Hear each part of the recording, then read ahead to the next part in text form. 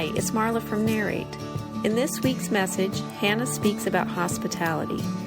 Why does hospitality matter, and what are the consequences of good and bad hospitality? Enjoy! Hey, good morning. It's great to see you here today. If we haven't met, my name is Hannah, and I am the Hospitality and Assistant Scattering Director here at Narrate. So normally on a Sunday morning, I get to hang out in the back, and I get to mingle with everyone and make sure everything's running really smoothly. And then I hop up here for like 3 minutes, tell you how you can get involved, and then I go back to the back. So this is a little different for me, so we'll see how it goes.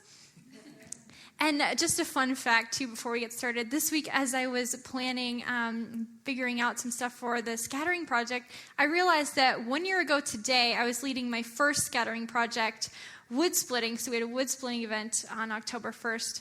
That was last year. This year, I get to talk to you. So that's cool. This morning, I am really excited. I get to talk to you about why hospitality matters, why it's important, and why it's important to me. So a few months ago, Adam approached me and he asked if I would be interested in talking about why hospitality matters and why it's so important. And I thought, yeah, I can talk about why it matters. That's my job. That's what I get to do. It'll be fun. And then I thought, okay, but what is hospitality? So I have to talk about why it matters and what it is. Because I feel like for me, I know when I'm experiencing good hospitality, and I know when I'm experiencing bad hospitality. And that might be the same for you. But what is hospitality? So I thought, oh great, now I have to answer 2 questions: what it is and why it matters. So I thought, okay, who does hospitality really well? And what can I learn from them? And so I immediately thought of the Ritz-Carlton. And they're a legendary name in hospitality worldwide. So they were founded in 1983. And they revolutionized the hospitality experience in the United States through these luxurious hotel settings and an emphasis on customer service. Right? Check that out. It's like my life goal now to stay at one of these. They look fabulous. Right? So they're revolutionizing this hospitality experience. And if you've ever heard the saying that house is so ritzy, or they're really putting on the Ritz, that's directly related back to the Ritz-Carlton because they do luxury and hospitality so well. So the one man who the Ritz-Carlton really flourished under was Horst Schulze, is his name, and he's German. And so I got to listen to him as he was talking. He has this fantastic German accent, so it was really fun listening to him talk about hospitality. And he was one of the founders and the former president of the Ritz-Carlton Hotel Company. And he is credited with creating what they call the gold standards. So it's this set of service values, a set of very specific service values that the Ritz-Carlton operate all of their hotels by. So I was going to put them up, but they're really long and kind of boring. And so I thought I'm going to center around their motto, around one central point. And their central motto is ladies and gentlemen serving ladies and gentlemen. And so I was listening to Horst Schulze talking about this, and in the 80s and 90s, as they were adding new hotels worldwide and in the United States, he would do all of these new employee orientations himself. And so he would walk into the room and he would introduce himself. He would go, my name is Horst Schulze, and I am one of the founders of the Ritz-Carlton. I'm the CEO and president of the Ritz-Carlton, and I'm a very important person. So he would say this to these new employees, but then he would flip it around and he would go, but you are a very important person. He would really emphasize the equality among employees and customers. It's this idea, he said, that no human being can claim superiority over another human being, right? Even if you're washing dishes, making beds, or you're staying at the presidential suite in a Ritz-Carlton, everyone is important and everyone is equal here. So I was reading, I continue to read and study on the Ritz-Carlton. I was reading this book, The 5 Gold Standards in Hospitality. There it is. And I realized they're thinking of hospitality as a product, right? And when you think of something as a product, you can then break it down into very, very specific steps or procedures, and then you can produce your final product. So it's like if you're producing like shirts or shoes or whatever, you can break it down into these certain steps, and you can use to achieve your final product. So for their product, thinking of excellent hospitality as your product, We can break it down into 3 steps. So the first step is greeting. The greeting is so important. The first 10 seconds of a person-to-person interaction is what creates a first impression. And we've all heard that saying, right? You don't get a second chance to create a first impression. And so these first 10 seconds of person-to-person interaction are crucial for creating this lasting positive first impression. I was reading the book Deep and Wide by Andy Stanley, and he says, oh, wait, I forgot to introduce my second point. So that's the person-to-person interaction. And then the greeting also has another part, and it's the environment. What message is your environment sending? So now on to Andy Stanley in his book. He was talking about the power of environments, saying the message really begins in the parking lot.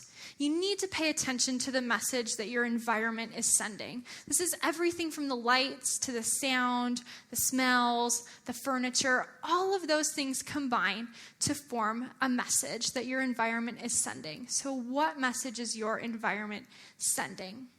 He says in his book that most people who come to church, most people have already made up their mind whether or not they're going to come back before the pastor, whoever gets up, is talking, before they even start talking. So right before I got up and started talking, you already had made up your mind whether you wanted to come back next week or not. Talking about the power of environment, just paying attention to what your environment is telling you. What messages are your environment sending? So that's the first one, the greeting, the person-to-person interaction, and the environment. All right, number 2, helping guests with their needs in a timely manner, right? We want to help people in a timely manner, and if possible, we want to individualize and personalize that service. So the Ritz-Carlton does this really, really well. So all of their ladies and gentlemen, their employees, all of their employees are empowered to spend up to $2,000 per customer per day to enhance the customer experience. Right, I had to read that like 3 times. I was like, what? So right, all of their employees, from the dishwasher to the maid to the person checking people in, everyone is empowered to spend up to $2,000 per guest per day to enhance the customer experience and to solve problems in an efficient, timely manner. So they don't have to go up the chain. They don't have to ask their supervisor. They're empowered to make that decision. Talk about timely, personalized service. Whoa. Number 3 is the farewell. We want to send people off with a lasting positive impression.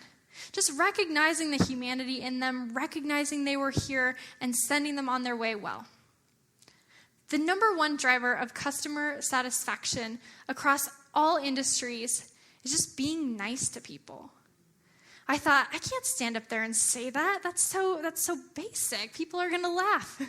But I think it's true. I think it's worth being said. Just being nice to someone, greeting them well, helping them with their needs, and sending them off. Just being nice to people. Before I lived and worked in Helena, I lived in Bozeman, and I worked for a nonprofit called Love Inc. And Love Inc. is a network of churches in the Gallatin Valley that strive to mobilize volunteers and help people in need. So they have a big call center, and anyone who is in need or needs help with something calls in, and then there are volunteers manning the phone lines, and they get to listen to the person's story, write down all their information, and then we connect those people in need with people who want to help.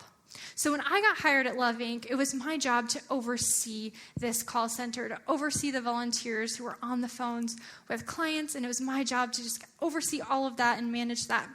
And so I was sitting down with my boss at the time. Her name was Christina, and I said, Christina, I am terrified. What if someone calls and I can't help them? What if I can't brainstorm my way through this? What if I don't know what to tell them? And she said, yeah, that'll happen. That'll most definitely happen. You won't know what to say. But if you treat the person in front of you, the person you're on the phone with, if you treat that person like the most important person in the world, you'll do fine. If you receive everyone as if they are Christ himself, you'll do fine in this job, and you'll do fine in life. So let's see what the Bible has to say about hospitality. So we're going to go to Matthew 22. Where did Mark come from? Matthew 22. And here we are with a group of Pharisees and Jesus, and the Pharisees are a religious and political group of the time, and they are very concerned with keeping all of these Old Testament laws, right? There are like 600 laws in the Old Testament, and so they're all about keeping these laws and making sure everyone else practices strict obedience of these laws. And so we see them talking to Jesus, and they're trying to mess him up. It's kind of a theme throughout Matthew and some of the Gospels. They're trying to trip Jesus up.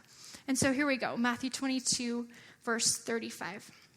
One of the Pharisees, an expert in the law, tested him with this question. And he said, "Teacher, which is the greatest commandment in the law?"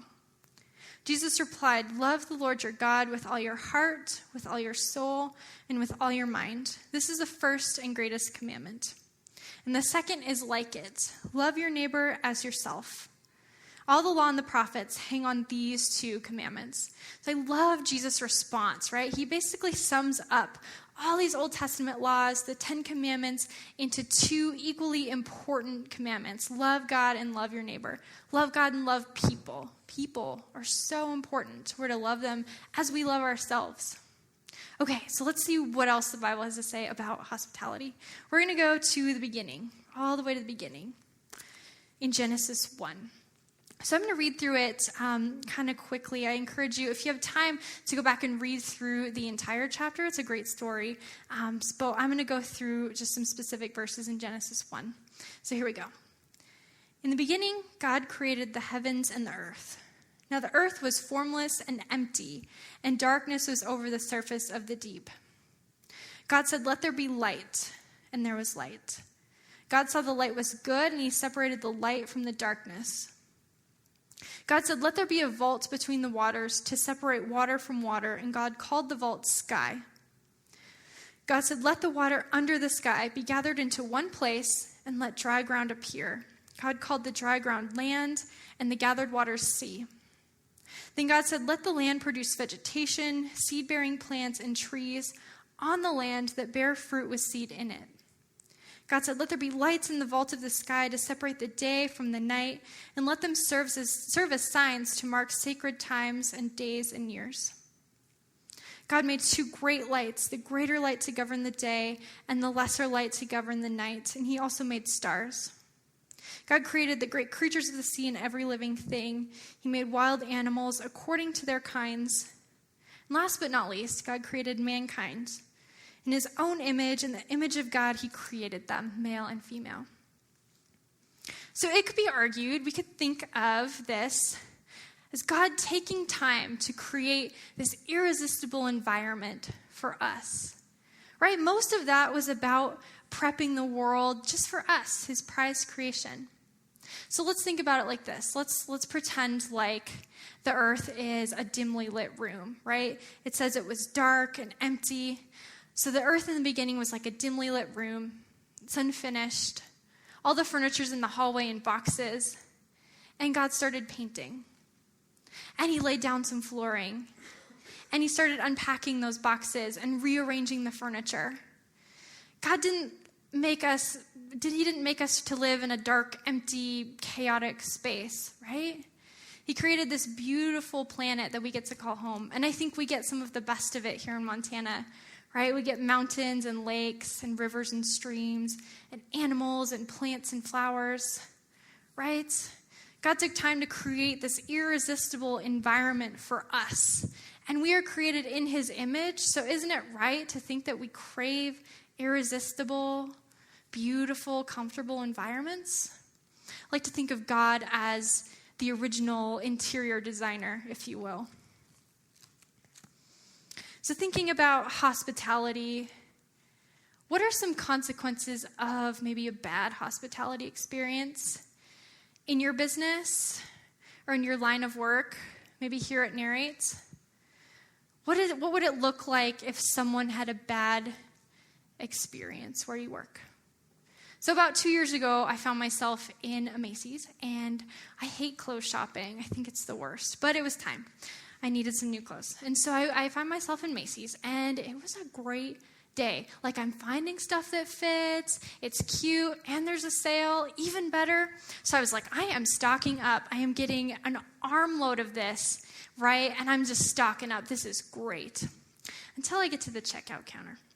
So I get to the checkout counter, and this lady, she just says, oh, great, swipe your Macy's card. And I'm like, oh, I don't have one of those. And she goes, oh, no problem. I will sign you up for one. And I was like, no, I'm not interested. And she looks at me and she goes, do you hate savings?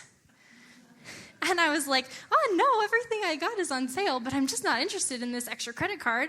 And so ensues this 5 minutes. It felt like forever, but it probably was 30 seconds. Ensues this interaction of her trying to convince me to get this credit card that I really didn't want. And so finally she looks at me and she goes, do you want to take these items home with you today? And I was like, oh my gosh, are you threatening me? I really don't want the credit card. I don't think it's that big of a deal. And she goes, it's okay. You can take advantage of this layaway program, and then you can come back next Thursday. And I was like, don't give me an errand. No, I'm okay. I'll just get it now.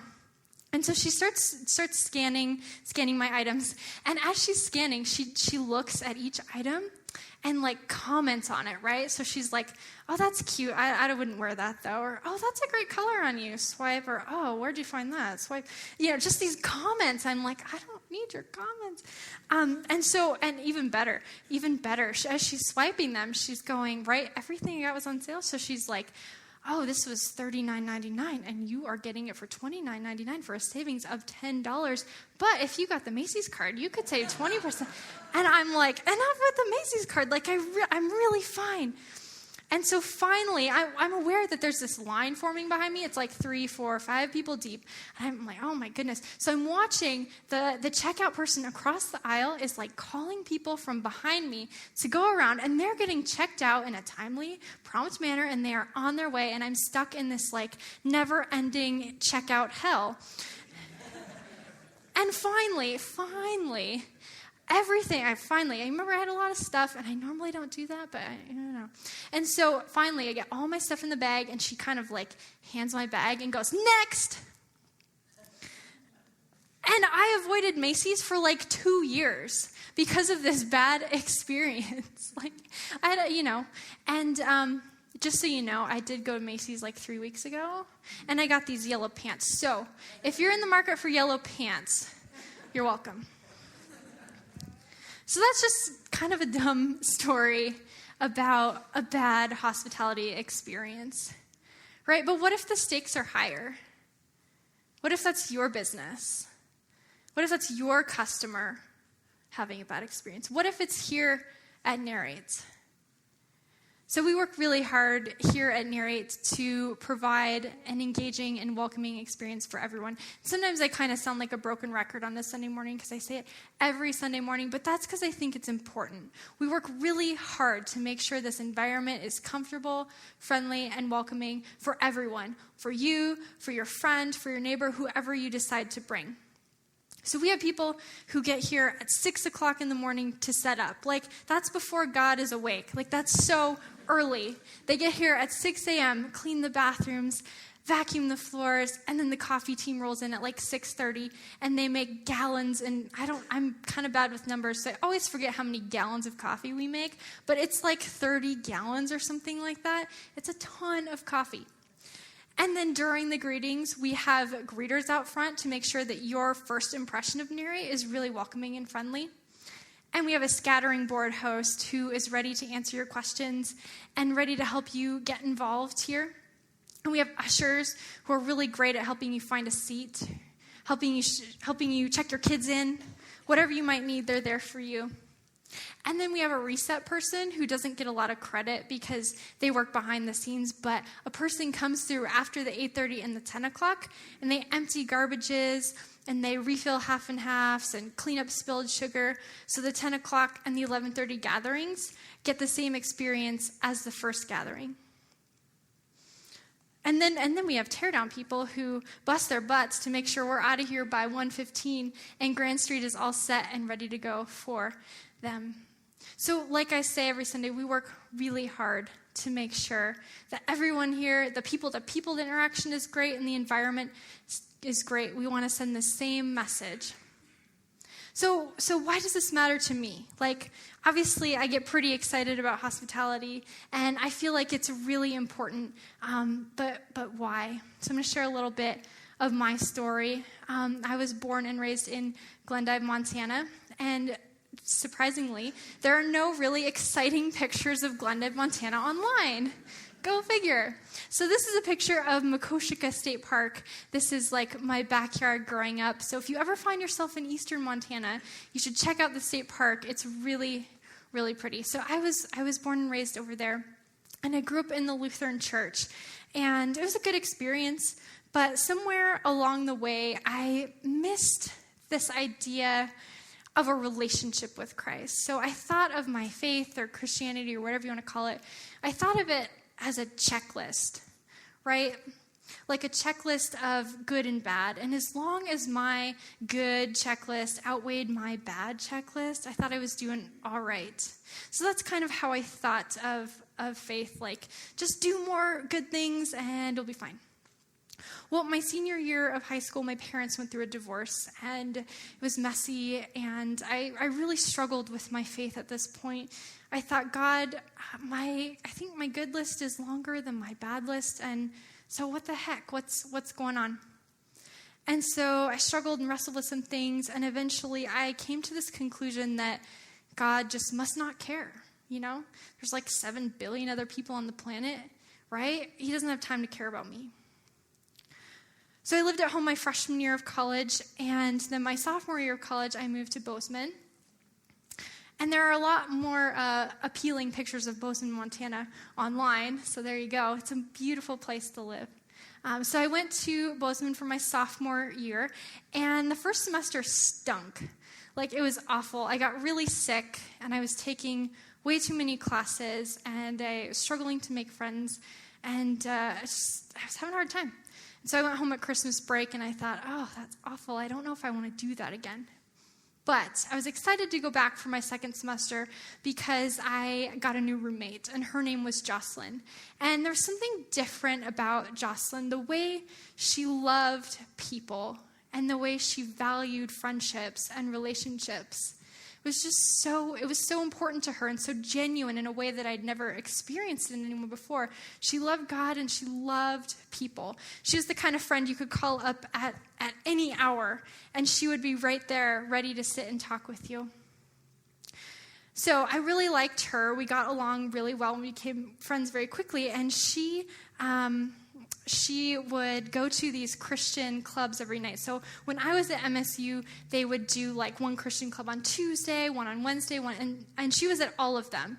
And I thought, remember I'd kind of walked away my senior year of high school, but I thought, all right, well, I really like her. I like what she's about. I guess I'll endure these ridiculous Christian clubs so I can hang out with my friend. I ended up joining a Bible study and thinking, all right, I'll search for answers here. Let me kind of figure out what this God thing is from a fresh perspective. And I joined a Bible study, and I remember being so confused in these Bible studies. Like, I thought it was going to be a piece of cake, right? I was raised in the church. I knew all the Sunday school answers, but I'd never thought critically about Jesus and these things you read in the Bible. I'd never really thought about them. And so I remember the first time I went to a Bible study, they would print out the chapter of the Bible that you were going to go through. And so everyone was supposed to take like 15 minutes, and you were supposed to go through and highlight any passages that stood out to you, and you were like circle patterns or words that meant something to you.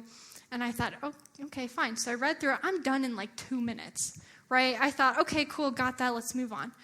No, I am done so fast. And so I'm looking over at these other girls, and they're frantically writing and scribbling and highlighting. So I started like writing my to-do list in the margin.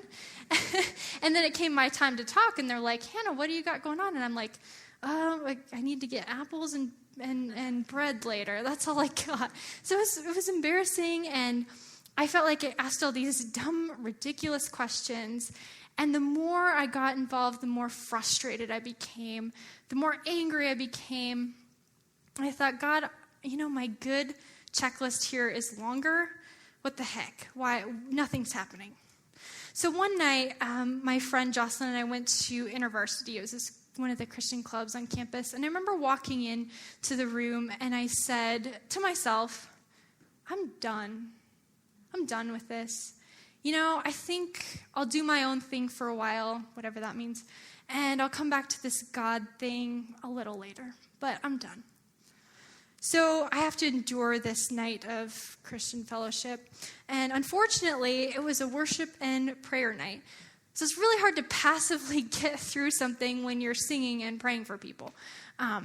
But here I go, I'm there, and we sing a bunch of songs, and the worship leader gets up and he goes, all right, so now we're going to get in a group and pray for each other. And I thought, this night will never end. I'm like looking, is there a door I can sneak out? This is my worst nightmare. Well, my friend grabs my arm and she goes, let's pray. And I thought, okay, fine, if we must. Let me go first. Let me get this over with. So shortest prayer ever. I pray for her. I'm done in 2 seconds. And so she grabs my hands and she starts praying for me. And I started crying. I was so angry and I was so frustrated. It just still felt like God didn't care. And in this frustration, in this room on campus, I heard a voice. And this voice said, I love you.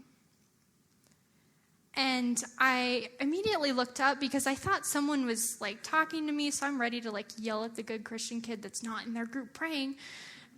And no one was there. And I heard this voice again, and it said, Hannah, I love you. And at this point, I thought, God? Or I'm going crazy. So I went with the first option. I said, okay, God, all right, what the heck? Where have you been? And he said, I love you. And I said, okay, fine. God, I don't pray. I'm not even sure prayer is real, and I don't really think it works. And he said, I don't care. Just start. And I said, okay, fine, but I don't read my Bible. I really don't see how it's relevant to me, a 20-year-old college student in the 21st century living in Montana. I don't think it matters. And he said, that's fine. Just start. And I said, okay, fine. But here's the thing. I go to these Bible studies, and I'm like the dumb kid in the group. I have no idea what's happening, and I don't understand a thing. And he said, I don't care. Just learn. And so I guess I just ran out of excuses, and my friend wrapped up her prayer, and took me several days to kind of process what I had experienced. And I tried to convince myself that I had made this up or that I'd imagined it, and I couldn't quite do that, because what I was getting from God is, it's not about a checklist. It's not about doing more good things than bad. It's a relationship with Christ. I realized I was important to him, and he loved me, the good and the bad and everything in between. God loved me for who I was. He wasn't keeping score. He wasn't keeping checklists. He just wanted a relationship with me. And so here at Narrate, we're going to continue to work really hard to make sure that the environment and the people in the environment send the same message of a really welcoming, safe place for everyone. But the hospitality that changed my life, the hospitality that brought me back to a Christ-centered life, was the hospitality of a friend. A person who took the time to pray for me and to just love me as who I was, right? Just a caring, loving friend. So I'd like to finish up with a quote that I think sums up hospitality fairly well. It says, hospitality matters. Hospitality is important because people matter. Hospitality is doing whatever you were meant to do, whatever that may be, in a way that makes people feel important, cared for, and welcomed. One person can define an experience for another. Hospitality can change how a person views you, the organization, a group you represent, and themselves. Hospitality is a decision to be excellent, to do what you do, and to do it really well. God, thank you. Thank you that you love us. Thank you that you love us for who we are, the good and the bad, and everything in between, God. You want a relationship with us just the way we are.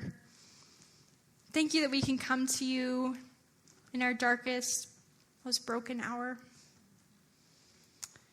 God, help us to see chances this week to offer people excellent, excellent hospitality.